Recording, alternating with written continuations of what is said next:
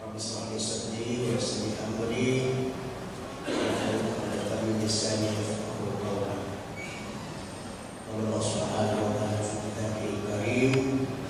A'udzu billahi minasyaitonir rajim. Bismillahirrahmanirrahim. Inna 'iddatash shuhuri 'inda Allahi 12 syahran fi kitabillahi wa fiha arba'atun hurum. Dzalika dinul qayyim fala tadhlimu fihinna anfusakum wa qatilul musyrikina kaffatan kama yuqatilukum kaffah wa'lamu anna Allaha ma'al muttaqin. Shadaqallahu adzim. Masyaallah muslimin dan muslimat yang salat zuhur yang dimuliakan Allah.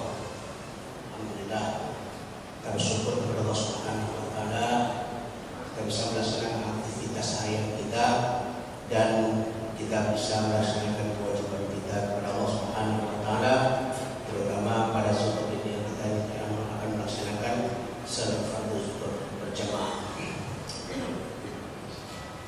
Cuman sebelum kita melaksanakan ibadah salat, kita isi dulu hati kita dengan berbagai pengetahuan. Terutama pada hari ini adalah Yaum Asyura. Yaum Asyura itu hari 10 bulan Muharram, di mana sebelum pertama mengatakan ada 9 peristiwa penting yang terjadi pada bulan Muharram atau pada 10 Muharram. Sebagian mengatakan ada yang sampai 15 peristiwa yang terjadi. Yaum Asyura ini juga disebut dengan Yaumun Najat, hari kemenangan dan hari keberuntungan, hari keselamatan. Pertama, khalaqallahu Adam alaihi salam Asyura. Allah Subhanahu wa taala ciptakan Adam alaihi salam adalah pada bulan Muharram, yaitu 10 Muharram. Kemudian ada juga Najatu Nuh alaihi salam, selamatnya Nuh alaihi salam dari banjir besar, yaitu terdamparnya di Jabal Judi pada 10 Muharram. Ada lagi yang mengatakan, riwayat mengatakan najallahu Ibrahim alaihi salam min nari Namruz. Allah selamatkan Nabi Allah Ibrahim dari kobaran api Namruz, di mana Raja Namruz membakar Ibrahim alaihi salam, sehingga Allah Subhanahu wa taala kata kun nar kuni bardan wa salaman ala Ibrahim. Api, dingin kau dan selamatkan Ibrahim alaihi salam. Itu juga pada 10. Kemudian najallahu Subhanahu wa taala Sulaiman. Allah Subhanahu wa taala selamatkan Sulaiman, dan Nabi Allah Sulaiman diangkat menjadi raja, diberikan kerajaan. Mulk Sulaiman, kerajaan Sulaiman oleh Allah Subhanahu wa taala juga pada 10 Muharram. Kemudian Allah Subhanahu wa taala menyelamatkan Nabi Yunus alaihissalam dari perut ikan, juga 10 Muharram. Allah Subhanahu wa taala selamatkan Nabi Ayub dari penyakit yang keras, dari penyakit yang berbahaya dan lama, itu pada 10 Muharram. Allah kembalikan anak dan Allah kembalikan harta-harta yang telah hilang. Allah selamatkan juga Nabi Musa alaihissalam. Sebelum itu Nabi Yusuf alaihissalam. Allah selamatkan Nabi Yusuf alaihissalam keluar dari lubang. Oleh sebab perilaku abang-abang dan adik-adik ini, saudara-saudaranya, pada 10 Muharram. Nabi Musa Allah selamatkan dari kejaran Firaun di Laut Merah 10 Muharram. Allah Subhanahu wa taala menyelamatkan Nabi Isa alaihissalam minas salib, dari penyaliban, itu juga pada 10 Muharram. Allah Subhanahu wa taala selamatkan Nabi kita Muhammad sallallahu alaihi wasallam dari kepungan dan kejaran Quraisy waktu hijrah ke Madinah dari Mekah juga 10 Muharram. Dan terjadinya perang Karbala, terbunuhnya Husain, syahidnya Husain adalah 10 Muharram. Jadi kalau bagi orang-orang Syiah kita tengok ini perayaan besar-besaran, pakai debus, nah kita tidak melakukan hal itu karena itu adalah sesuatu yang haram. Ya, Bapak Ibu hadirin Allah Subhanahu wa Ta'ala. Jadi simbol yang terdapat di bulan Muharram, simbol kemenangan, kesuksesan. Kita mau tengok di mana kemenangan, di mana kesuksesan yang terdapat dalam pergantian tahun ini. Kata Allah Subhanahu wa Ta'ala dalam surat At-Taubah, Inna iddatash shuhuri 'inda Allahi 12 syahra. Taubah 36. Sesungguhnya hitungan bulan di sisi Allah Subhanahu wa Ta'ala 12 bulan. Fi kitabillah, di dalam ketentuan Allah Subhanahu wa Ta'ala, yauma khalaqas samawati wal ardh, itu sudah mulai dari mulai Allah ciptakan langit dan bumi. Fiha arba'atul hurum, 4 dari bulan yang 12 itu bulan haram namanya. Mana bulan haram yang 4 dalam hadis Nabi SAW dikatakan 4 bulan itu Zulqa'dah, Zulhijjah, Muharram, Rajab. Ini yang 4 bulan, termasuk Muharram. Fiha ta'urun dzalika dinul qayyim. Yang Allah inginkan dari bukan saja 4 bulan itu, fihinna itu dari yang 12 bulan yang berputar. Apa yang Allah inginkan? 2 hal. Orang yang menang itu adalah orang yang meninggalkan 2 hal. Pertama, fala tadhlimu fihinna anfusakum. Jangan kamu melakukan kezaliman dalam 12 bulan itu. Mana kezaliman itu? Kezaliman itu artinya sesuatu hal yang tidak adil. Tidak adil itu artinya orang yang tidak melaksanakan hukum Allah. Orang yang tidak melaksanakan hukum Allah dalam dirinya, mereka itu zalim, mereka itu kafir, dan mereka itu fasik. 3 kali Allah Subhanahu wa Ta'ala berbicara masalah ini yang berbeda-beda. Wa man lam yahkum bima anzalallah fa ulaika humul kafirun. Siapa yang tidak melaksanakan hukum Allah dalam dirinya, dia tidak sholat, dia tidak puasa, dia tidak zakat, dia tidak haji, dia tidak baca Quran, tidak menuntut ilmu. Fa ulaika humul kafirun, mereka kafir.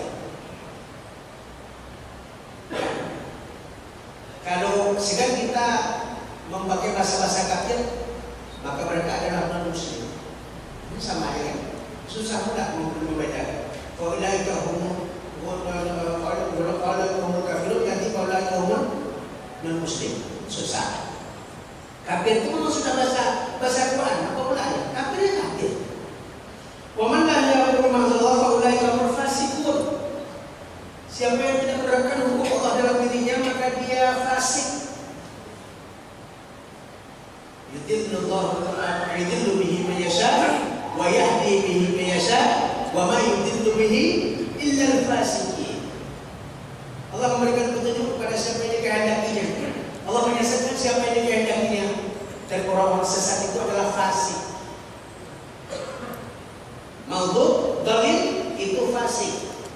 Fasik itu kafir. 2. Ketika wa man lam yahkum bima anzalallahu fa ulaika humul zalimun. Siapa yang tidak melaksanakan hukum Allah dalam dirinya zalim. Jadi kafir, fasik, zalim. Ini satu martabatnya. Nah, artinya tugas kita dalam kehidupan, perputaran tahun itu karena perputaran bulan. Perputaran bulan karena perputaran minggu, putaran minggu karena putaran hari, putaran hari karena putaran jam karena putaran detik, menit. Ini ya Allah Subhanahu wa taala yang menjelaskan dalam firman-Nya, ada dasin li ta'lamu ada dasini wal hisab. Supaya kamu, Allah Subhanahu wa taala pergilirkan siang dan malam itu. Walladzi ja'ala asy-syamsa diya'a wal qamara nura. Allah jadikan untuk kamu, Allah Subhanahu wa taala jadikan matahari bersinar, wal qamara nura, dan bulan bercahaya. Kemudian Allah Subhanahu wa taala jelaskan lita'lamu ada di sini wal hisab. Untuk mengetahui hitungan tahun dan hisab. Hisab itu artinya hitungan waktu dalam 1 tahun. Al-aqalus sinin artinya. Hisab itu adalah penghitung waktu dalam setahun. Dalam setahun apa? Bulan, ya kan?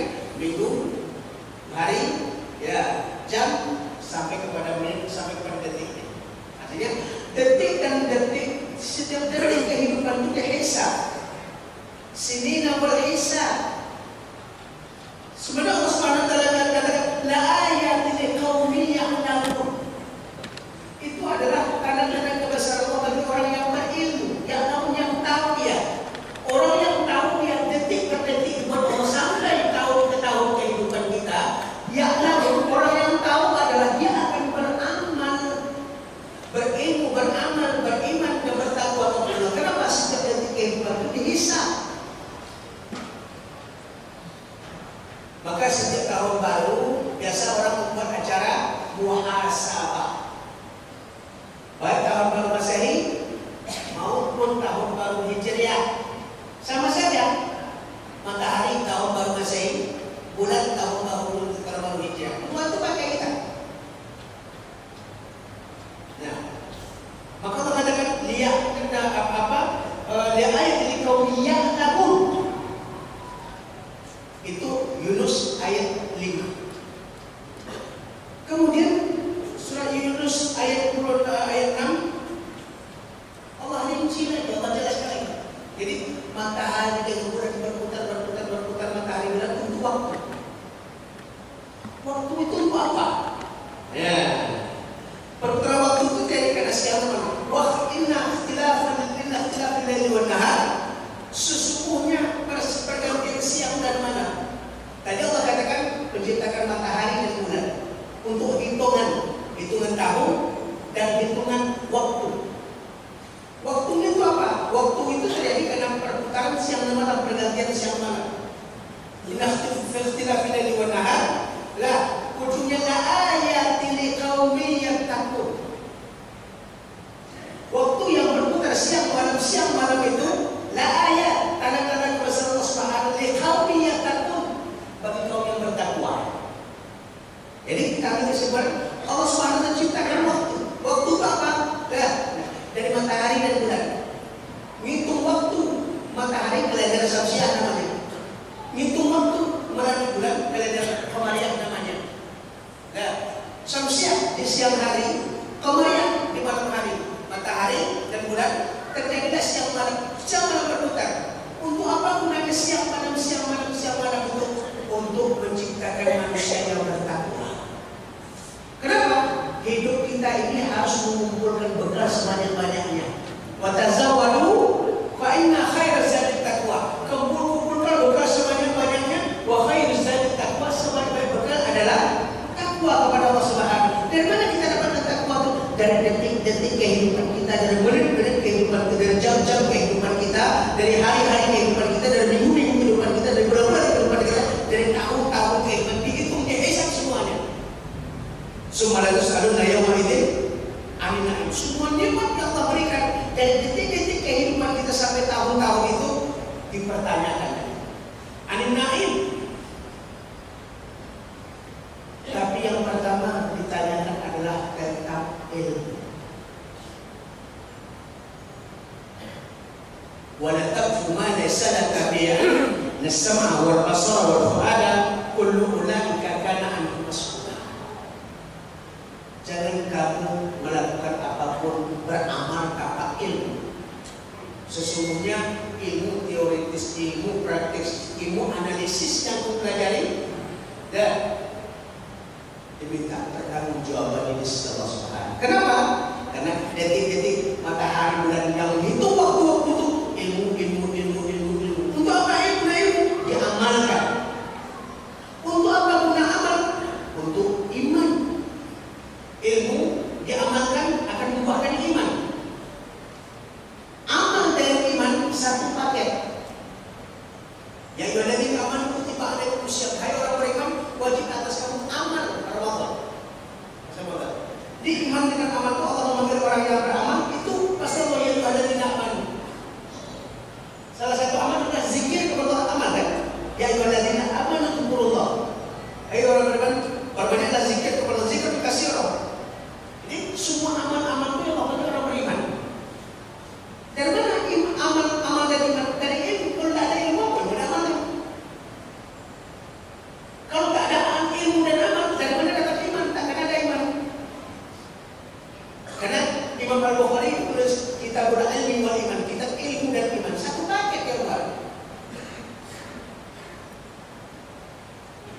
Di ilmu diamalkan malah melahirkan iman dan amal membuahkan takwa. Ya ayyuhalladzina amanu kutiba alaikumusiyam kama kutiba alal ladzina min qablikum la'allakum tattaqun. Ya ayyuhan nasu u'budu alladzi khalaqakum wal ladzina min qablikum la'allakum tattaqun. Wa Allahu mastata'tum wa taqullaha mastata'tum. Banyak ayat-ayat yang berkaitan tentang persoalan ini. Sedangkan tadi Yunus ayat 5 liqaumin ya'lamun ilmu. Yunus ayat 6 Allah berkata siapa itu apa gunanya? Liqaumin yattaqun, la ayat liqaumin yattaqun artinya apa? Di sini ada ilmu, di sini ada takwa. Ya, di tengah-tengahnya lah amal dan iman. Jadi tunturlah ilmu dan niscaya ilmu itu wajib kita amalkan, amal membuahkan takwa dan iman akan membuahkan takwa. Jadi nama itu ilmu sampai kepada takwa. Sama dengan Allah Subhanahu wa taala mengatakan mangkana yu'minu billahi wal yawmil akhir. Memang tapi ada akhir awal dan akhir. Mangkana yu'minu billahi, beriman kepada Allah, wal yawmil akhir, beriman kepada hari akhirat. Bagaimana kenapa ujung pangkalan diambil? Kalau ujung pangkalan diambil, tengah-tengah itu pasti ada. Ini buatlah ilmu dengan takwa. Ya, tengah-tengah mana? Amal dan iman. Jadi sekarang kita tengah beramal dan berilmu. Kenapa ilmu? Ilmu kita dengan yang perhatian, kemudian ilmu kita dapat kita amalkan. Semakin banyak kita beramal, bertambahlah iman. Zidnahum huda, kami tambah huda. Huda itu adalah iman kepada Allah Subhanahu dan takwa. Nah, jadi huda dan takwa itu satu paket. Dari kita Rabbi hudan lil muttaqin. Di Al-Qur'an Al-Karim akan membawa kita kepada hudan lil muttaqin, membawa kita kepada takwa kepada Allah Subhanahu. Kenapa? Ilmu yang pertama adalah ilmu Al-Qur'an Al-Karim. Iqra, baca, berilmulah.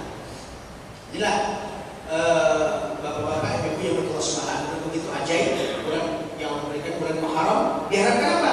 Kenapa keutamaan itu Allah berikan pada bulan Muharram? Karena bulan Muharram adalah bulan pertama di sisi Allah Subhanahu wa taala. Artinya kalau kita mengawali dengan yang baik, insyaallah sampai akhir kita bertambah baik. Karena Nabi SAW mengatakan hari ini harus lebih baik daripada hari kemarin. Hari esok harus lebih baik daripada hari ini. Kalau hari ini kita baik, besok tambah baik, besok tambah baik, besok tambah baik. Kalau tidak bertambah baik, tapi kebaikan itu tetap istiqomah dalam kebaikan. Mati kita dalam kondisi itu dikatakan husnul khatimah. Oleh sebab itu detik-detik, menit-menit, jam-jam, hari-hari, minggu-minggu, bulan-bulan, tahun-tahun kehidupan kita, mari kita kumpulkan takwa kepada Allah Subhanahu wa taala sehingga nanti ketika Allah memanggil kita dalam keadaan husnul khatimah. Amin ya rabbal alamin. Subhanallah wa bihamdika asyhadu an la ilaha illa anta astaghfiruka wa atubu ilaik. Wassalamualaikum warahmatullahi wabarakatuh.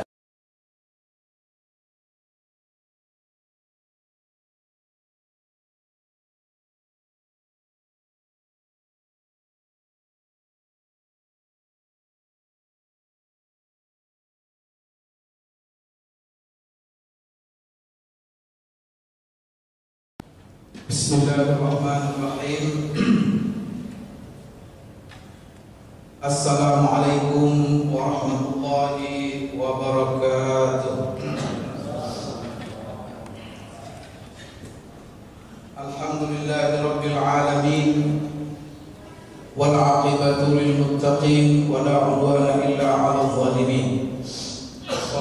والسلام على أشرف الأنبياء والمرسلين وعلى آله وصحبه والتابعين لهم بإحسان إلى يوم الدين. أما بعد.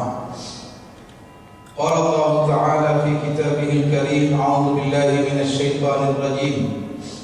يا أيها الذين آمنوا اذكروا نعمة الله عليكم إذ جاءتكم جنود فأرسلنا عليهم ريحا وجنودا لم تروها وكان الله بما تعملون بصيرا. صدق الله العظيم. Bapak-bapak, ibu-ibu jemaah zuhur yang dimuliakan Allah Subhanahu wa taala. Zuhur ini kita bersama dengan firman Allah Subhanahu wa taala yang terdapat di dalam surah Al-Ahzab ayat 9, yang mana ayat ini merupakan ayat yang ke-60 di dalam susunan tertib Al-Quran, yang mana ayat ini dimulai dengan panggilan ya ayyuhalladzina amanu. Apa yang menjadi isi daripada ayat ini? Allah Subhanahu wa taala berfirman, ya ayyuhalladzina amanu, hai orang-orang yang beriman. Yang mana Allah Subhanahu wa taala memanggil orang-orang yang membenarkan, orang-orang yang yakin, orang-orang yang mempercayai bahwa Allah sebagai Tuhannya, Nabi Muhammad SAW sebagai Rasulnya, dan Islam sebagai jalan dan aturan hidupnya.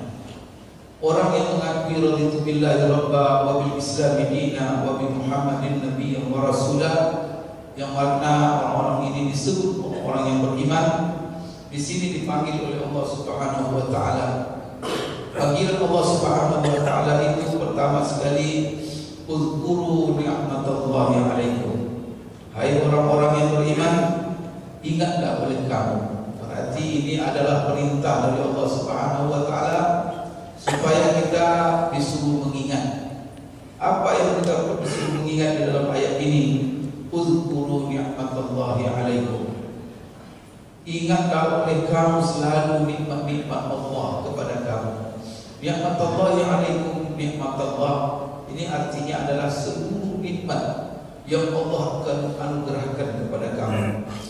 Kemudian di sini Allah sebutkan salah satu nikmat itu. Nikmat itu adalah diantaranya idz ja'atkum junudun, ketika datang kepadamu bala tentara dari seluruh arah. Fa arsalna 'alaihim riha, lalu kami utus kepada mereka dan kami kirimkan kepada para tentara yang datang kepada kamu dari seluruh penjuru itu angin yang dahsyat, angin yang topan, angin topan yang dahsyat.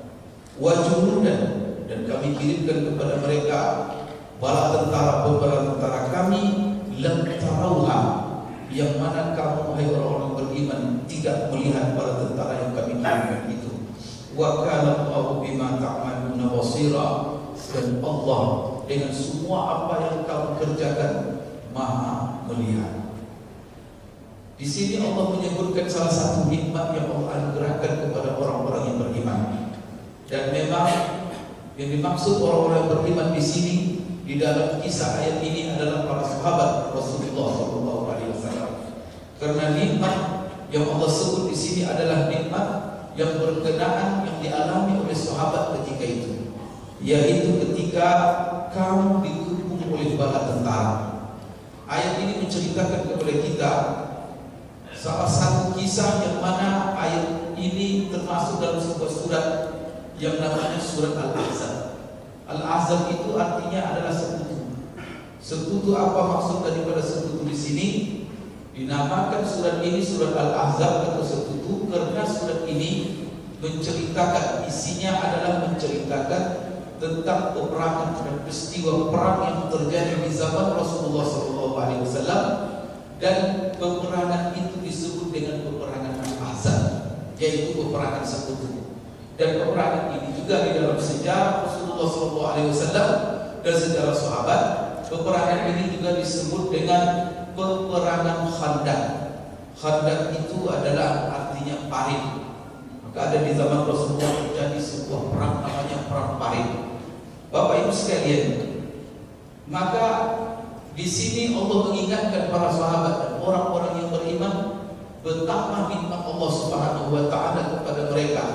Baik kepada sahabat yang mengalami peperangan itu, dan tentu juga nikmat ini Bapak Ibu sekalian juga kita terima. Dan nikmat ini juga ketika Allah memberikan nikmat itu kepada Rasulullah dan kepada sahabat, itu juga adalah artinya semua nikmat bagi orang-orang yang beriman.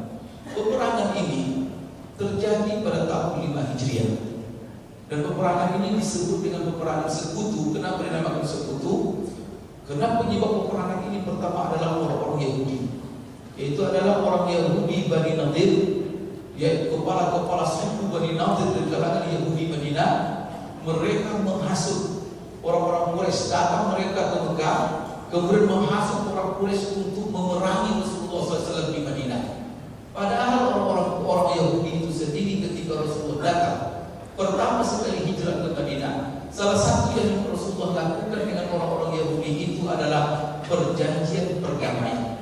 Sehingga perjanjian perdamaian itu disebut dengan Wasiqatul Madinah, yaitu piagam Madinah. Yang mana ada salah satu isinya dalam piagam Madinah itu hidup berdampingan dengan damai, tidak saling menyerang, tidak saling menyakiti, dan mereka kalau saling diserang bersama-sama Madinah, mereka bersatu untuk memerangi musuh. Ini malah Yahudi, mereka melanggar perjanjian ini dan mereka berkhianat.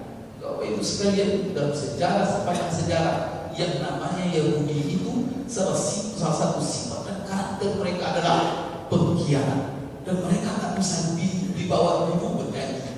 Mereka tak bisa dibawa duduk untuk sepakat sekali mereka iakan, setelah itu mereka khianati.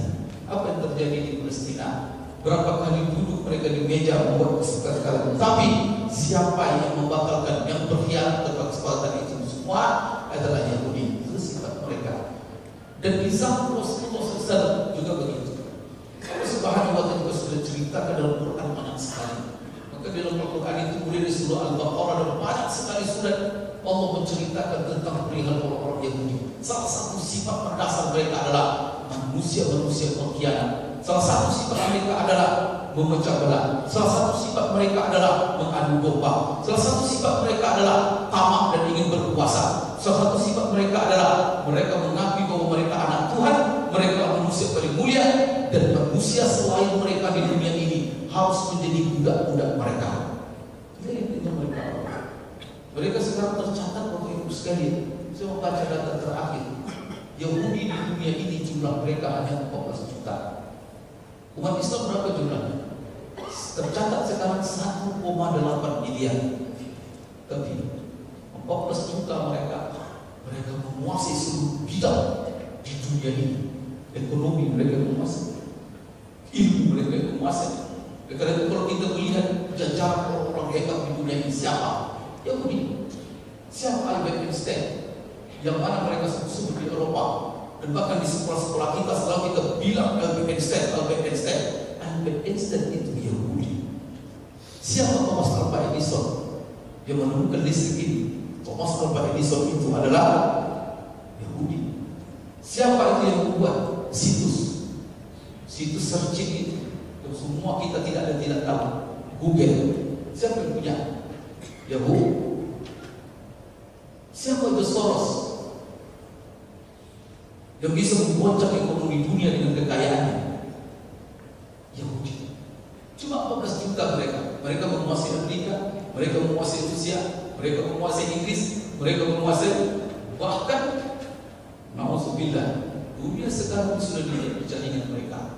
Klub hiburan mereka yang merusak media-media, televisi apa. Coba lihat siapa di belakang mereka menguasai. Tapi apakah kerja mereka? Mereka memang menguasai. Kemudian Bapak Ibu sekalian, kalau kita pertanyakan kenapa mereka bisa menguasai? Apakah karena mereka menguasai itu karena mereka Yahudi? Bukan hanya sebab mereka karena Yahudi. Mereka itu adalah memang Allah beri kelebihan, mereka itu bangsa yang mulia, bangsa yang tahu, bangsa yang tidak pernah menyerah. Kalau dia kepengen sesuatu, sebelum berhasil mereka tidak akan pernah mundur. Maka kalau kita kita lihat Albert Einstein bagaimana dalam penelitian sampai dia menemukan rumus-rumus yang luar biasa untuk perkembangan ilmu pengetahuan. Tak tidur dia siap dan malam memikirkan dia itu. Thomas Alva Edison di dalam sejarah hidupnya sampai dia menemukan listrik. Bagaimana dia membuat penelitian itu. Sampai dia gagal dalam penelitiannya, sampai dikatakan oleh orang-orang yang menulis sejarah biografinya apa 9.999 kali dia melakukan penelitian dan gagal, ke 10.000 kali baru dia temukan. Siapa di antara kita yang bisa bekerja tentang itu? Memang mereka diberikan ketakuan, tetapi mereka punya sifat kelicikan yang luar biasa. Dan Allah Subhanahu wa Ta'ala sudah ingatkan kita dalam Al-Quran itu sudah. Umat Islam ini kadang-kadang apa negatifnya? Bukan mereka tidak punya potensi seperti potensinya mereka cuma beda antara mereka dengan kadang-kadang kita umat Islam 1,8 miliar. Karena rata-rata itu sibuk aja berpecah belah antara mereka, sibuk aja bentuk-bentukan antara mereka. Kemudian juga terjadi pemalasan berpikir, pemalas bekerja, dan tidak tahu dalam segala bidang. Maka di sini Bapak Ibu sekalian, Yahudi itu salah satu sifat yang mengandung upah dari dunia. Maka Rasulullah SAW sempat setelah berdamai, membuat perjanjian damai. Apa coba secara diam-diam bernazar pergi ke Mekah. Mari kita serang sama-sama Muhammad di Mekah, di Madinah. Maka dia bawa bukan hanya orang Quraisy, tetapi seluruh suku-suku Arab yang ada di sekitar Jazirah Arab ketika itu. Mereka datangi kepala-kepala sukunya dan membuat kesepakatan menyerang Madinah, sehingga terkumpul, coba bayangkan, terkumpul oleh Yahudi Madinah ketika itu 10.000 bala tentara, dan mereka bersatu untuk menyerang Rasulullah SAW di Madinah. Padahal di Madinah ketika itu tahun 5 Hijriah itu orang-orang yang bisa berperang dengan Rasulullah SAW, sahabat Nabi Madinah itu tidak lebih daripada 1.000 orang. Bayangkan apa yang Rasulullah lakukan, dan Rasulullah rencana daripada Yahudi dan juga sekutunya orang Quraisy dan orang Arab di Jazirah Arab ketika itu untuk menyerang Madinah. Lalu Rasulullah SAW dikasih tahu oleh Allah, dan Rasulullah SAW mengajak, setelah dikasih tahu oleh Allah, mengajak para sahabat untuk bermusyawarah dan bermufakat apa strategi yang akan kita hadapi dalam menghadapi serangan dahsyat dari 10.000 tentara. Karena tidak pernah Rasulullah selama sampai tahun ke-5 Hijriah itu menghadapi tentara sebanyak 10.000 dan bersekutu dari berbagai suku dari Jazirah Arab. Maka ini adalah perang terhebat yang dihadapi Rasulullah dalam hidupnya, dan dia diserang. Maka Rasulullah ketika itu apakah diam? Tidak. Apakah Rasulullah hanya berdoa saja? Tidak. Rasulullah SAW bermusyawarah. Dan ada sahabat untuk juga berjanji setia, siap perang semuanya untuk menghadapi musuh yang akan menyerang 10.000 orang. Sepakat Rasulullah SAW dengan para sahabat, yang salah satu katanya, apa strategi perang yang akan kita pakai untuk menghadapi tentara yang dahsyat ini? Maka salah seorang sahabat yang bernama Salman Al-Farisi, dia itu dari negeri Persia. Dia bukan dari orang Arab, dia bukan orang Arab, tapi sahabat setia Rasulullah, dan dia juga ahli perang. Dan dia ini Islam, kisah Islamnya luar biasa. Maka dia mengacungkan tangan dan mengatakan kepada Rasulullah, ya Rasulullah, saya punya strategi perang untuk menghadapi 10.000 orang ini. Apa kata Rasulullah? Saya melihat peta Madinah. Madinah ini dikelilingi oleh bukit. Kemudian saya tidak melihat kalau 10.000 tentara yang masuk ke Madinah, kecuali dari Arab, disebutnya Arab, dari kaki Bukit Uhud sampai daerah Bukit Sila. Dari situ mereka akan bisa masuk menyerbu Madinah. Tak mungkin dari pintu lain. Kalau mereka masuk pintu lain, kita jaga seluruh bukit-bukit, seluruh puncak bukit kita jaga, dan mereka akan bisa naik. Dan tidak kita berikan mereka naik.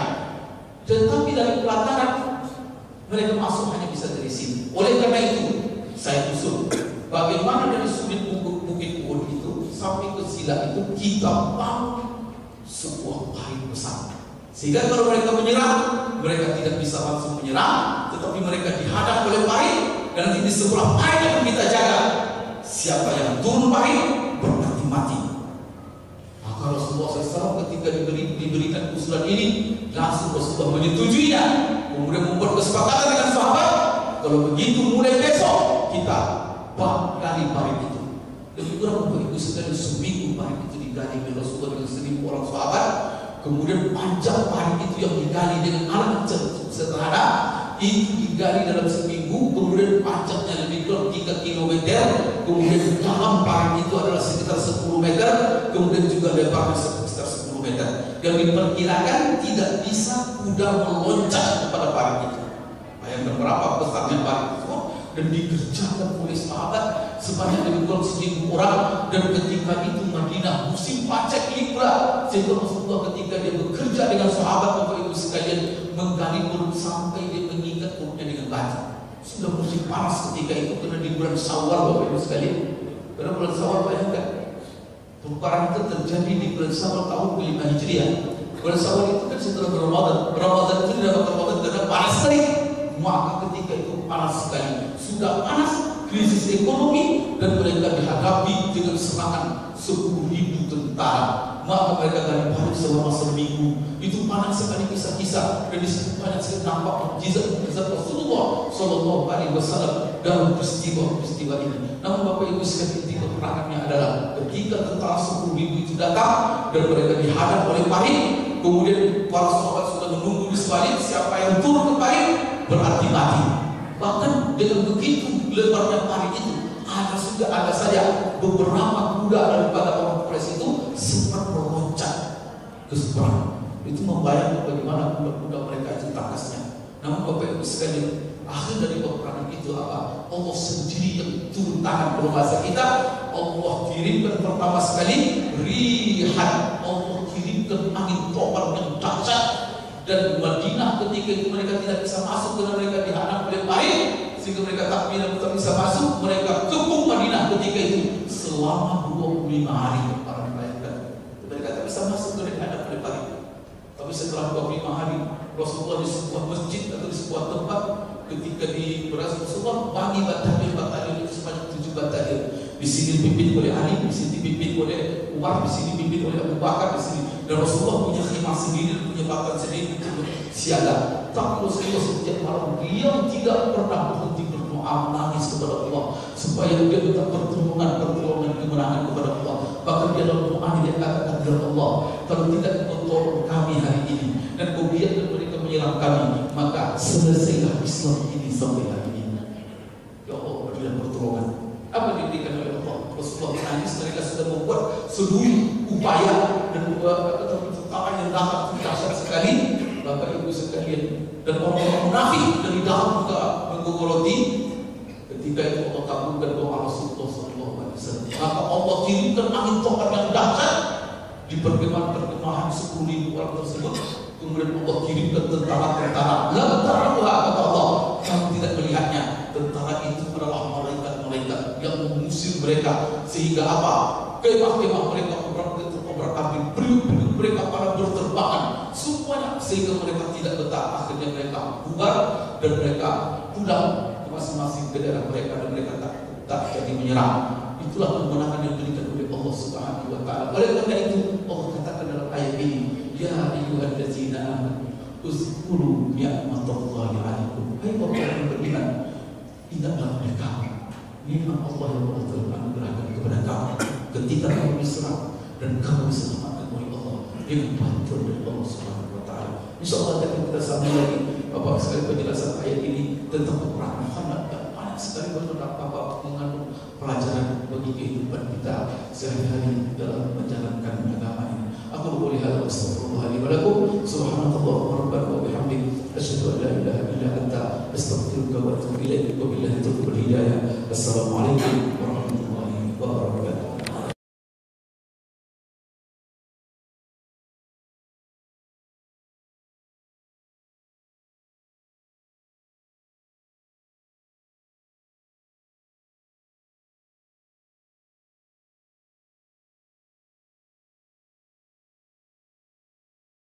Bukan ukuran nanti ada televisi di rumah. Kita kadang-kadang begini, kenapa dikasih zakat dia? Dia fakir. Kenapa dikasih zakat dia? Dia miskin. Ya kan? Oh tidak. Kenapa? Dia punya saudara ada motor baru. Padahal pak motor baru dia beli tadi kan di kredit. Ya kan? Diangsur pembayarannya. Lalu motor itulah menjadi tulang punggung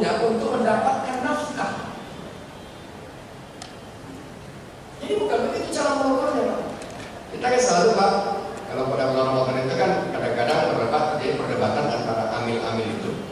Ya kan, ketika kita meletakkan orang itu miskin apa tidak, orang itu fakir apa tidak, ya kan? Dan belum tentu juga Pak orang tidak punya pekerjaan, dia tidak punya pekerjaan, dia dikatakan dia fakir. Kalau misalnya Pak dia tidak punya pekerjaan, tapi dia punya dana hibah atau punya dana waris nanti, ya, atau punya dana wasiat ya, melebihi dari kebutuhannya, dia tidak bisa pernah dikatakan fakir. Jadi indikatornya bukan hanya disebabkan oleh karena dia tidak bekerja, tapi dia tidak bekerja atau dia tidak mampu bekerja, sementara dia tidak mampu memenuhi kehidupannya, kebutuhan pokoknya. Rumahnya masih kontrak tak saya bayar. Tapi kalau bisa Pak dia masih bisa membayarnya, dia belum bisa dikatakan miskin. Tapi tengok lagi Pak pendidikan anaknya berhenti sekolah, rumahnya bisa, makan bisa, ya kan, baju seadanya bisa, tapi pendidikan anak berhenti, dia masih miskin. Karena keempat itu mesti berdiri secara kolektif. Jadi apabila salah satu saja tidak ada, dia miskin Pak. Cuma nanti di sini lah piawainya seorang amil. Maka Pak, kalau amil itu bekerja dengan profesional, ya kan, dia berhak mendapatkan dana amilnya. Kenapa demikian? Amil itu bukan hanya sekedar menerima zakat, menghimpun zakat, tapi bagaimana mengelola zakat itu tepat sasaran dan tepat guna. Maka tadi kalau dia Pak, pangan sudah, papan sudah, pendidikan sudah, tetapi Pak, makan belum. Atau sebaliknya, pendidikan sudah, makan sudah, tapi rumah Pak masih nombok-nombok, tidak pernah selesai, ya kan? Setiap bulan kurang saja Pak uang untuk bayar sewa rumah, dia masih miskin. Tapi dia punya TV Pak, tapi dia punya motor, itu bukanlah kriteria. Maka inilah kelompok yang menjadi prioritas untuk kita berikan. Bagaimana dengan status yatim? Ada Pak, langsung diberikan kepada yatimnya. Itu tidak tepat, karena Al-Quran tidak menyebutkan itu. Tetapi kalau yatim tadi sudah ada yatim, lalu Pak dia tidak punya harta, karena kalau kita berbicara yatim, kan bisa dua kategori. Ada yatim kaya, ada yatim miskin. Biasanya Pak kalau yatim kaya ini berebut walinya Pak. Semua orang suka jadi walinya. Ya, karena nanti dia ditinggalkan oleh bapak ibunya, dia tidak punya wali lagi, lalu bapak ditunjuk jadi walinya, pasti Pak berebut ini. Kenapa demikian? Hartanya 3 miliar. Yang selalu bermasalah itu kan kalau yatim terlantar, sudah lah yatim miskin. Nah, kalau tidak ada walinya lagi yang mempertanggungjawabkan kehidupannya, maka Pak dia bisa dikatakan miskin karena dia menanggung hidupnya sendiri. Atau dia masih punya ibu, akan tetapi Pak ibunya miskin. Kita memberikan anak yatim tadi bukan karena yatimnya, nanti yatim Pak ada lagi nanti satu lagi yatim namanya, ya kan? Tapi kita berikan yang dana pendidikan karena kekurangan ibunya, karena ibulah PJ dia untuk bertanggung jawab, memberi dia makan, memberi dia pakaian, memberi dia perumahan, memberi dia pendidikan. Nah, jadi tadi Pak ada 4 kriteria. Lalu karena itu Pak, seharusnya ambil ke sana. Ada 4 orang, 4 dari yang disampaikan tadi, dia punya 1.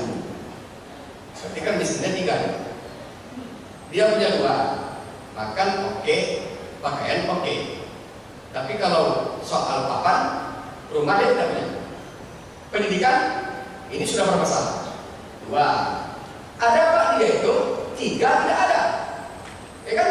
Jadi 1 ada, atau 2 ada, atau 3 tidak ada, atau keempat-empatnya tidak ada. Lah, seorang amil sebenarnya harus bijaksana membuat kategori-kategori. Ini miskinnya miskin kelas A, ini miskinnya miskin kelas 2, ini kelas 3, ini kelas 4. Ini kadang-kadang kan bisa meratakan asal miskin, yang pokoknya dibagi 700.000 per rumah. Ya tidak benar Pak bagiannya.